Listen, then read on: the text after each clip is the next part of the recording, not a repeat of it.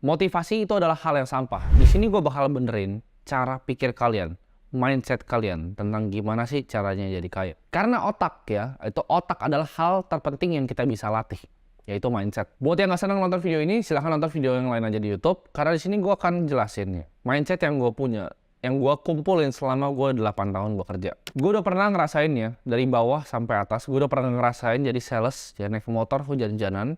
Gue udah pernah ngerasain nelpon itu listing properti cuman buat dikata-katain sama orang dan nggak diladenin. Gue udah pernah juga ya jadi macam-macam wedding organizer, pernah jualan barang, pernah. Gue pernah jualan sedotan toko ke toko. Semua hal banyak yang udah gue lakuin. Bahkan orang tua gue sendiri itu gue yang biayain sekarang di umur 23 tahun. Jadi buat kalian yang bilang, oh lu anak dari orang kaya, gue kuliah bayar sendiri, semesteran gue bayar sendiri. Walaupun waktu itu berat banget, akhirnya gue drop out. Gue bukan anak dari orang kaya. Kalau kalian pasti punya mindset kayak gitu, ya udahlah, kalian udah pasti jadi orang miskin dan hidupnya pasti miskin-miskin terus. Karena yang kalian lakukan adalah kalian coba cari penjelasan kenapa dia bisa berbeda dibanding gue. Bukannya punya mindset gini, kenapa nggak gue bisa itu jadi kayak dia? Lu malah mikir, ah dia terang aja begini, ah terang aja dia orang tuanya begini, lu bakal miskin terus. Lu ngurusin faktor eksternal yang lu nggak bisa kontrol. Faktor internal yang bisa kontrol ada otak lu, diri lu, cara lu pikir. Kita selalu diajarin bahwa serakah itu bukan hal yang baik. Tapi di sini gue akan kasih tahu kalian, jadi orang yang biasa-biasa aja. Jadi orang yang average itu adalah hal paling egois yang suatu manusia bisa lakuin. Dengan kita create value, dengan kita jadi pengusaha, dengan kita punya banyak karyawan, itu justru kita create lebih banyak value dibanding orang-orang biasa. Kenapa? Karena kita bisa buka lapangan pekerjaan. Kita bisa kasih makan orang banyak.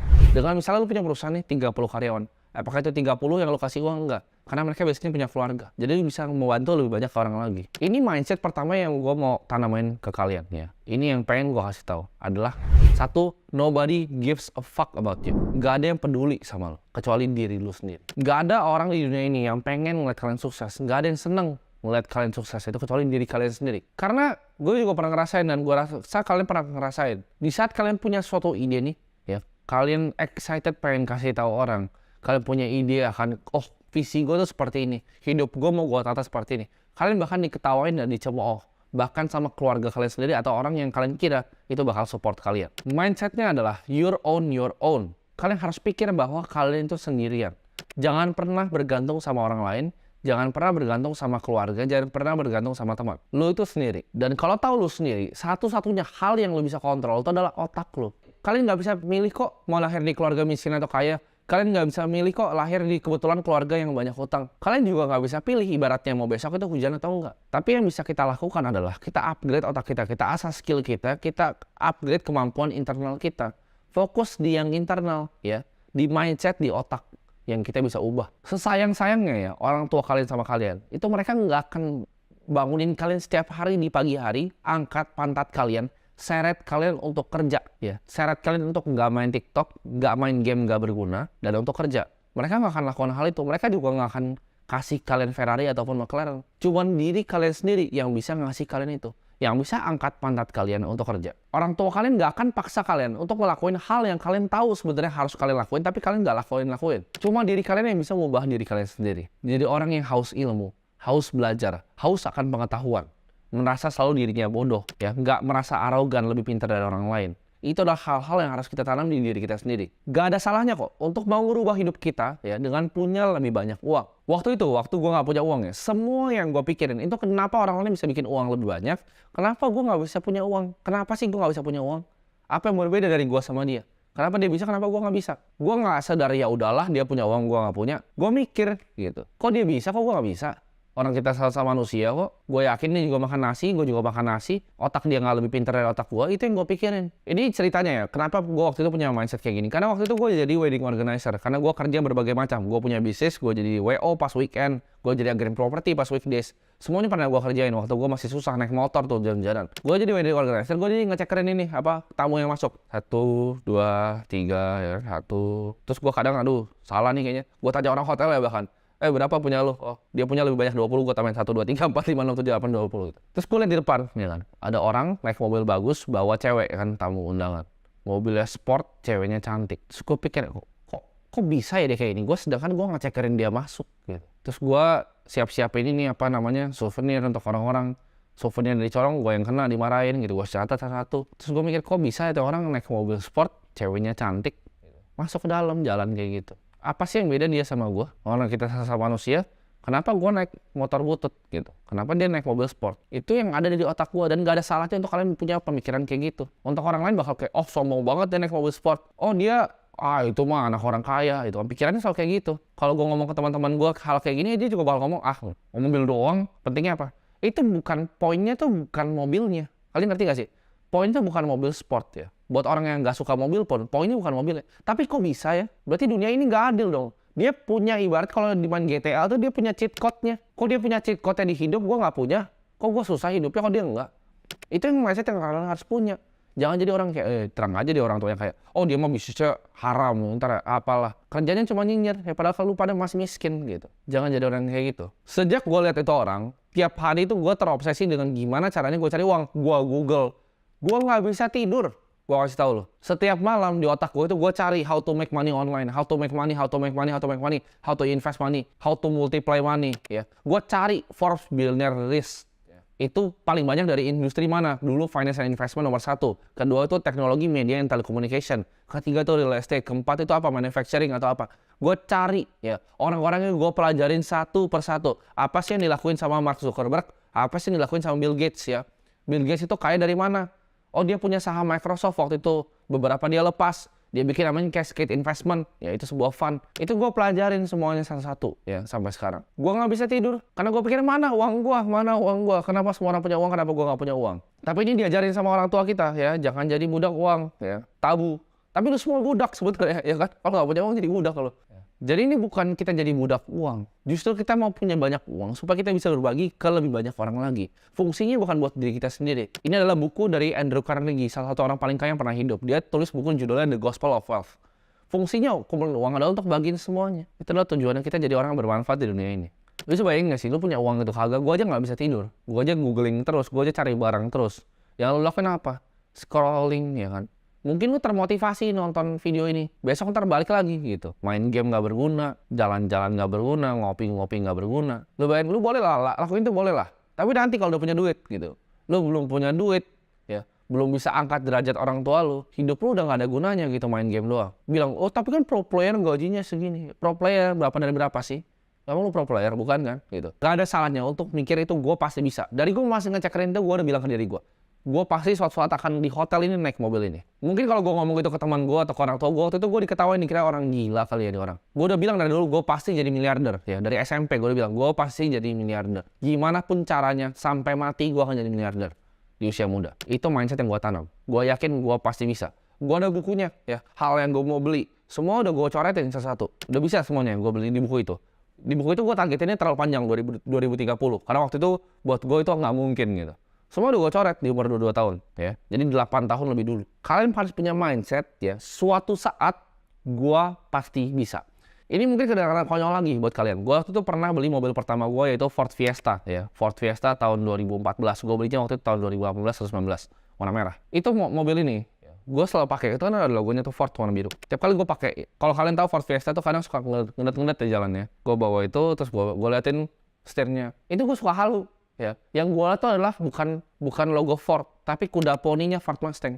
Gue selalu pikir bahwa Ford Fiesta ini adalah Ford Mustang. Sampai akhirnya gue juga punya beneran Ford Mustang. Ya, apakah itu hal yang gila? Ya gila gitu, halu. Cuman gue selalu percaya bahwa gue bisa. Kadang kalau misalnya di rumah gue kasih tau ya, rumah gue itu kamar tidur gue itu lebih kecil dibanding kamar mandi tamu apartemen gue sekarang. Itu tuh ada jendela kecil, dari gue suka lihat jendelanya. Itu keluarnya tuh nggak jelas, itu kayak belakang gitu. Tapi gue selalu lihat di jendela itu tiap malam. Gue bayangin itu adalah apartemen dengan view city lights-nya Jakarta. Walaupun gue kecil kamarnya, tapi itu yang gue selalu mimpin. Setiap malam gue tiduran gitu, gue lihat ke atas. Apakah gue mau jadi orang biasa-biasa aja? Enggak jawabannya. Kalian punya mindset bahwa nobody gives a fuck about you, dan itu cuma lu yang bisa ngubah diri lu sendiri. Cuma lu yang bisa angkat derajat orang tua lu. Punya mindset kalau lu put 100% fokus kepada sesuatu, yakinlah bahwa kalau dia bisa, gue juga bisa. Ini adalah mindset juga yang gue punya. Bahwa hidup ini adalah sebuah kompetisi. Banyak yang akan bilang ke kalian, oh hidup ini bukan kompetisi. Tapi hidup ini kompetisi. Lu dari sekolah aja udah kompetisi ya kan. Siapa yang mau sosokan jadi juara ranking 1 nggak berguna itu. Bahkan sampai pekerjaan, ya kan. Pelan-pelan dari karyawan, mau naik jadi supervisor, jadi manajer, ntar jadi direksi, sikut-sikutan semuanya. Itu apa kalau bukan kompetisi? Cari uang, bisnis lu kira bukan kompetisi. Business is a zero sum game. Ya. Economy is not a positive sum game. Memang GDP growth-nya naik. Tapi bisnis ya, gue kasih tahu bisnis adalah zero sum game. Lu buka toko ya, kan ada yang bilang, oh investasi itu zero sum game, ada yang untung ada yang rugi. Sama, bisnis juga zero sum game. Lu buka toko makanan nih ya, lu buka restoran, di sebelah sebuah restoran. Kalau restoran lu laku, lu ambil market share dari dia. Dia tambah miskin dengan lu buka restoran di sebelah dia. Semua di hidup ini is a zero sum game. Ada yang dapat uang, ada yang hilang uang. Ini konsep uang. Uang itu adalah sebuah game dan ini aturannya. Cuman bisa dibuat atau diambil. Lu bisa buat uang enggak? Yang bisa buat uang siapa? Bank Indonesia, Bank Sentral. Kerjaan kita cuma apa? Ngambil uang. Jadi kalau kita lebih aware terhadap sekitar kita, tiap kali kita datang ke restoran kita lihat, oh ini restorannya ini cacat nih. Kenapa? Karena staffnya pegang mangkok kayak orang tolol gitu. Jempolnya masuk. Kenapa dia pegang mangkok jempolnya masuk gitu? Karena itu kotor gitu. Kenapa nggak pegang lebih bagus gitu? Oh restoran kalau yang mahal omakase nggak akan pernah dia pegang masuk ke tangannya, bisa dipotong jari sama chefnya. Pelajarin hal-hal kecil. Oh dia kasirnya lemot. Oh ini restoran kurang asin gitu rasanya. Setiap kali lu masuk ke sebuah bisnis, lu analisa. Dengan punya otak yang seperti itu, nanti lu akan lihat bisnis itu berbeda. Oh, lu akan lihat banyak bolong. Banyak bolong di apa? Di opportunity. Misalnya nih, lu datang ke sebuah coffee shop. Oh kenapa sih baristanya kurang gitu? Oh kenapa sih baristanya seperti ini? Lu akan lihat banyak bolong di bisnis dan apa yang lu bisa isi gitu. Dengan lu banyak interaksi dengan bisnis, lu jadi ngerti bolong-bolongnya di mana, celah-celahnya di mana. Uang itu adalah kayak ibaratnya itu arus gitu, muter-muter. Uang itu nggak pernah diem. Money never sleep. Uang itu nggak pernah tidur, selalu bergerak dari tangan orang ke tangan orang lain. Cara ngambil gimana? Lu berdiri di tengah-tengah arusnya. Lu cari celahnya terus lu berdiri di tengah-tengahnya. Lu create solusi yang besar tuh, uangnya lu ambil semua. Jadi jangan cuma jadi karyawan yang cuma ambil satu dari perputaran uang yang masif itu. Lu berdiri di tengah-tengah arusnya. Misalnya contoh apa yang gua kerjain sekarang ya. Gua pengen ubah sistem edukasi, gua liat banyak bolong. Universitas isinya dosen-dosen nggak kompeten. Dia nggak tahu apa yang diajarin. Diajarinnya ilmu-ilmu yang udah ketinggalan. Gue berdiri di tengahnya, mau gue rusakin itu arusnya. Jadi kalian harus cari celah-celahnya nih di bisnis yang kalian tekunin masing-masing. Kalau di restoran tuh apa sih yang kurang dari restoran lain yang kita bisa improve, ngerti celah-celahnya. Orang yang kalau dalam sebuah kompetisi yang nggak juara 1, 2, 3 itu dibilang juara. Yang lain disebut apa? Pecundang. Ya. Jadi jangan mau santai-santai hidup, karena kalian tuh pecundang kalau kalian nggak menang di hidup ini. Kedengarannya kasar kan, orang mungkin nggak suka, bodo amat gua. Orang akan bilang, ya santai aja bro, ya kan, hidup itu dibawa santai aja, kita kan juga bisa ngopi, rokok, udah enak. Fuck no, gua nggak mau hidup santai-santai, gua mau naik McLaren, sebelah gua cewek cantik. Gua mau kayak orang itu waktu itu yang gua liat naik mobil sport. Orang-orang paling sukses di dunia adalah orang yang melakukan suatu hal, suatu craft, sebuah skill lebih baik dibanding semua orang lainnya dan jadi yang terbaik di dunia. Which is apa? Itu kompetisi. Lo mau ngomong main game Mobile Legends lo itu juga itu kompetisi untuk jadi pro player. Susah, bisa tapi susah ya. Untuk jadi sebuah orang yang sukses di suatu bidang itu butuh tekun, dedikasi, skill, waktu. Butuh kombinasi banyak hal ini untuk bisa jadi orang sukses. Tapi ya itu adalah sebuah kompetisi. Yang kalah namanya apa? Loser atau pecundang. Santai di hidup ini adalah jebakan. Motivasi itu adalah jebakan juga. Ini gue kasih tau kalian ya. Santai ya. Orang bilang slow down, santai itu jebakan. Orang gak ada yang mau lihat lu sukses kok. Gak ada yang mau lihat lu lebih hebat dari mereka. Gak ada yang seneng ngeliat lu kaya sendiri, mereka susah bayar cicilan. Gak ada yang seneng. Santai aja bro, itu adalah jebakan. Motivasi itu adalah jebakan. Abis nonton video ini, oh iya, gue harusnya naikin derajat orang tua gue. Gue gak mau ya hidup susah kayak gini. Motivasi tai lah gitu. Abis lu kelar nonton video ini, kalau lu cuman di otak lu tuh motivasi, lu gak akan jadi apa-apa. Lu akan balik lagi nonton TikTok. Kemarin dengar video gue, tapi ya udahlah, ntar lah, besok lah kerjainnya. Tahu harus dikerjain sekarang nih, tapi kayak aduh besok lah gitu. Ntar besok udah itu scroll TikTok lagi. Hidup lu gak akan kemana-mana. Motivasi itu tai. Yang lu butuh adalah disiplin. Lu jujur nih. Lu kira gue mau nih bangun jam 8 pagi bikin video ini? Motivasi kah? Gue termotivasi kah gue untuk kayak gini? Ngomong ke kalian kayak gini? Enggak, gue gak termotivasi. Sama sekali gak ada motivasinya. Oh tapi kan lu ada ntar bisa dapat uang dari YouTube. Lu buka dashboard YouTube gue, analytics gue, itu paling berapa puluh juta. Itu buat ganti aki mobil gue, satu gak cukup uangnya. Gue gak dapat uang itu, bisa gue donasin juga uang dari YouTube gitu. Gue gak entitled apapun untuk bikin video ini, ngajar kalian di sini secara gratis materi tentang mindset ini ya. Gue gak ada motivasinya untuk lakuin hal ini. Tapi ini adalah misi hidup gue. Untuk mengubah edukasi. Yang gue lakukan apa? Bukan motivasi, disiplin. Motivasi bikin video ini. Lu percaya 8 pagi gue mendingan ini nih. Gue mendingan di bawah ya. Gue mendingan di bawah ngopi. Tuh kopi enak V60 ya. Manola bro. Gue mendingan ngopi sambil ini nih. Bakar Romeo Julieta gue nih, sigar gue. Ngapain gue bikin video kayak gini ya? Buang-buang waktu. Tapi ini adalah contoh dari disiplin. Gue gak mau bangun ya, tapi gue akan tetap syuting videonya. Itu disiplin. Gue gak mau kerja ya hari ini, tapi gue kerja. Karena gini, ingat kata Soekarno. Orang tua tuh gak berguna. Gue lupa depannya apa. Orang tua intinya gak berguna. Tapi kasih gue satu pemuda dan gue akan guncangkan dunia. Itu gue percaya. Gue bikin video ini bukan untuk generasi-generasi boomer yang bilang kaya itu nanti reksadana saham, bla. Udah lu sana aja lah, udah. Lu nonton yang lain lah, gak usah nonton gue. Video ini gue bikin untuk generasi-generasi muda, millennials, Gen Z, yang mungkin seumuran gue, yang masih mau dengerin, yang masih mau belajar. Kenapa? Karena cuman kalian lah harapan gue untuk ngubah sistem edukasi ini. Gue butuh banyak pemuda-pemuda, ya. Gue gak butuh orang tua. Gue butuhnya pemuda untuk bantu gue guncangkan sistem edukasi ini. Karena misi gue mau sikat semuanya, gue mau sikat habis. Karena gue ngerasa begitu gue sekolah ya, gue tidur gitu. Karena gue capek. Waktu gue capek untuk kerja segala macam, gue tidur di sekolah. Gurunya bilang apa? Mau jadi apa kamu masa depan? Gue belajar accounting, gue bolos aja gitu. Kenapa orang gue diajarin buku besar, tiap hari yang gue baca annual reportnya Berkshire Hathaway yang gak nyambung gitu. Daripada gue kerjain buku besar, gue kasih 0 aja, gue kabur keluar. Itu menurut gue scam. Gitu, nggak penting. Tapi gue dikatanya bego sama guru-gurunya. Padahal dia nggak tahu gitu, ya. Itu yang pengen gue ubah. Gue pengen nanti generasi yang di bawah gue yang nonton video ini bisa nerusin tongkat estafet gue untuk ubah sistem pendidikan. Kalian pernah lihat kan? Oh, kalian hidup ini harus dinikmati, ya. Kita the art of slowing down. Kita santai-santai. It's okay untuk jadi biasa-biasa aja. It's okay untuk jadi nyaman. Hey, sadar kalian. Lu lihat pesawat nggak? Pesawat kalau mau take off, ya kan pesawat pilotnya tuh mau take off, gitu. Lu bayangin gak sih kalau lu lagi mau take off nih, lu mau jadi orang kaya, lu mau keluar nih dari perbudakan ini, lu mau keluar dari perbudakan modern ini, lu mau jadi orang yang naik mobil sport dengan cewek cantik, lu naik ibarat pesawat nih udah mau naik, ya kan? Lu berhenti di tengah-tengah, terbang nggak pesawatnya kagak terbangnya, bahkan udah mau di terakhir udah mau angkat nih, lu pelan-pelan jatuh pesawatnya hancur pesawatnya, slowing down, lu butuh speed kecepatan, ya. Pesawat pas akselerasi, dia bukannya tambah pelan, tambah cepat sampai dia terbang. Sampai terbang, udah tinggi, baru bisa lebih santai. Dia mulai gliding. Jadi jangan lu masih di sini, masih miskin, udah mau jadi sok-sokan jadi pesawat yang di atas lu. Mau santai-santai. Orang yang ngomong santai-santai, banyak yang udah di atas. Oh itu is okay ya, iya duit lu udah banyak. Tapi kalau gue susah kasih makan orang tua gue susah bayar kuliah adik gue. Itu nggak bisa slowing down, gue susah bayar cicilan tuh nggak bisa slowing down. Ya. Kemarin tuh ada orang yang komen di YouTube gue lupa, dia minta gue pengen cari, cuman kayaknya ketimbun ya, udah banyak banget yang komen, ratusan soalnya. Ada yang bilang gini, hidup itu probability, lu menggampangkan hidup bro, kan lu mungkin begini, tai lah. Tai. Gue kerja 14 jam sehari, 7 hari seminggu. Dan lu bilang gue hoki. 8 tahun gue dari SMP, lu masih main gundu, kencing belum lurus, gue udah kerja. Ya. Kencing lu belum lurus, yang gue udah lakuin, gue udah impor barang dari Cina. Dan lu masih bilang gue hoki gitu. Gak masuk akal gitu. Lu 19 tahun masih kuliah, gue udah bangun perusahaan dengan 100 karyawan. Gak masuk akal. Ada juga bilang, oh ngapain denger ini bocah? Gue punya klub IBL di umur 22 tahun. Buat yang nggak tahu itu kayak NBA-nya Indonesia.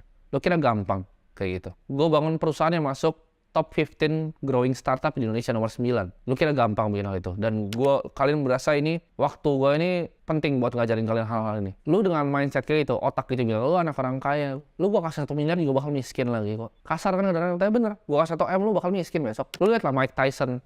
Kenapa bisa bangkrut uang sebanyak itu? Kenapa pemenang lotre uangnya balik lagi? Karena uang itu adalah mindset. Kalau lu nggak berhak dapetin uangnya secara mindset, uang itu akan diambil dari lu. Karena gue bilang tadi, uang itu cuma bisa diciptakan atau diambil. Uang lu bakal diambilin, bos. Orang lu nggak ngerti kok tentang uang, uangnya dia bakal diambilin sama orang lain yang ngerti ya terhadap uang ini. Dan mindset terakhir ya, yang gue mau selipin di video ini, adalah belajar untuk harness yang namanya emosi. Belajar untuk pakai emosi untuk hal yang baik. Gue liat banyak banget anak muda sesat. Contohnya misalnya diputusin sama pacarnya.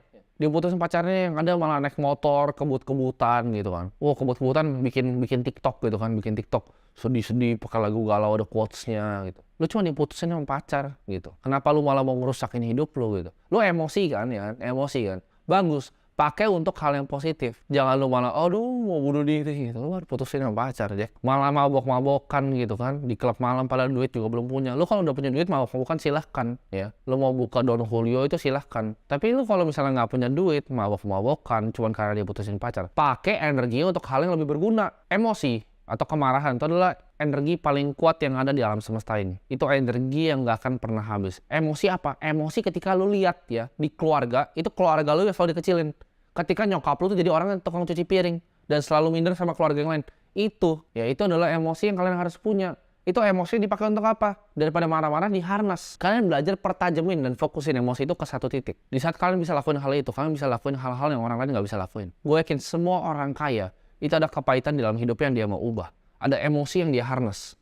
Pakai emosi untuk hal yang positif. Karena itu adalah energi yang endlessly renewable. Nggak akan pernah habis. Emosi apa? Marahlah sama diri lu sendiri. Ya. Nggak apa-apa jadi orang yang emosian. Orang bilang, oh kalian jangan jadi orang yang emosian ya. Jadi sama. Nggak apa-apa jadi orang yang emosian. Marah sama diri lu sendiri. Kenapa lu main game di saat lu masih miskin?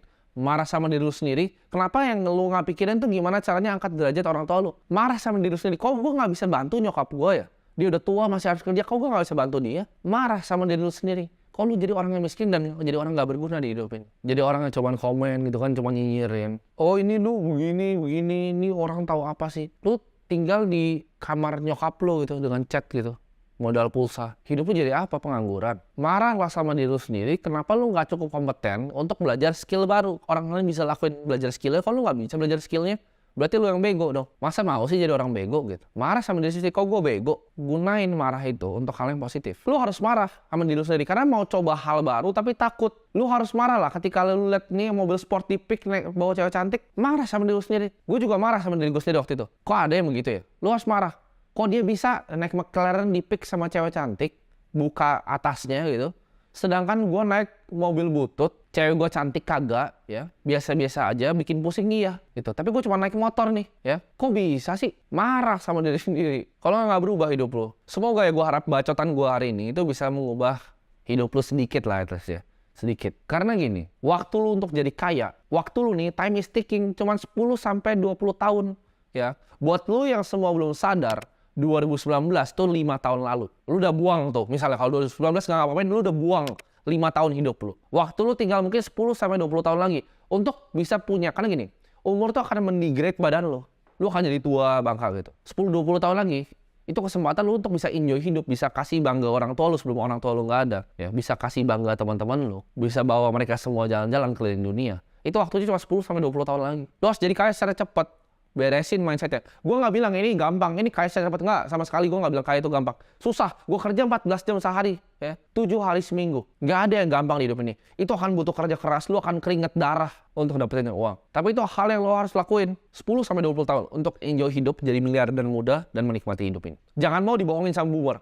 Karena dia umur 20 tahun dia masih gembel gitu. Jangan mau dengerin dia. Dan sebenarnya jangan fall for bullshit ya. Harta itu nggak dibawa mati kok. Iya kan, yang penting di akhirat, dunia ini nggak penting. Harta nggak dibawa mati. Kata siapa? Memang harta nggak dibawa mati. Tapi dengan harta yang banyak lu bisa bantu lebih banyak orang. Sebelum lu meninggal lu bantu 1000 orang. Sebelum lu meninggal lu bantu 100.000 orang. Untuk ubah hidup mereka. Lu kasih makan banyak orang. Lu ubah edukasi di Indonesia.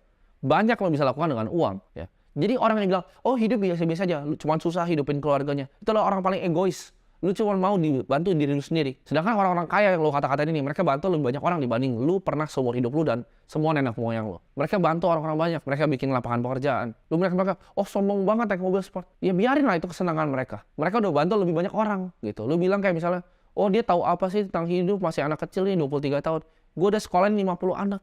Gue udah kasih bantuan pendidikan ke 50 anak, lu udah ngapain nih hidup? Belum ngapa-ngapain kan. Bullshit boomer yang kasih tahu kalian. Oh uang itu nggak dibawa mati lah apa. Ini yang paling konyol nih ya kan. Tadi kan harta nggak dibawa mati. Sekarang ada lagi nih yang konyol nih. Kuburan kita sama. Kata siapa bos? Kuburan kita sama. Lu pernah lihat nggak sih kuburan Emperor Cina? Itu tinggi banget gitu kuburannya. Nggak sama kuburannya. Lu pernah lihat nggak piramid? Itu kuburan ya. Jadi kalau bilang kuburan kita sama, enggak, kuburannya nggak sama. Dan harta itu bisa dipakai untuk bermanfaat untuk banyak orang. Jadi jangan fokus ke hal eksternal kita nggak bisa kontrol, fokus ke hal yang kita bisa kontrol. Ubah mindset kita ya. Jangan mau punya mindset orang miskin.